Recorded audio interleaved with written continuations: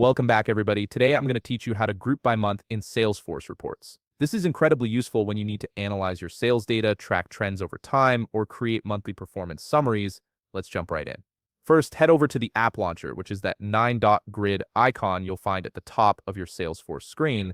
Click on it, then search for reports in the search bar that appears.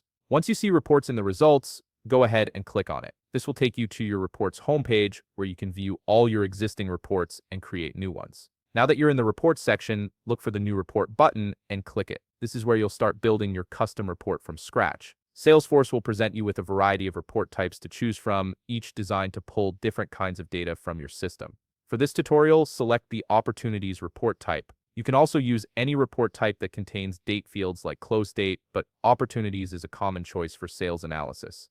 After selecting your report type, click Start Report to move into the Report Builder interface. You'll now see the outline panel on the left side of your screen. This is where you can search for and add fields to your report. In the search box within this panel, type Close Date. Once the Close Date field appears, drag it over to the Group Rows drop zone. Alternatively, you can click the drop-down arrow next to the Close Date field and select Group by this field. Either method works perfectly. Here's where the monthly grouping happens. In the report preview area, you'll notice a drop-down arrow next to the close date group header. Click on that drop-down arrow and you'll see an option called Group Dates By. Select it, and from the menu that appears, choose Calendar Month. This tells Salesforce to organize all your data into monthly buckets rather than showing individual dates. Finally, click the Run button to view your full monthly grouped results. Your report will now display your data organized by month, making it much easier to spot trends, compare performance across different months, and present your findings in a clear, digestible format.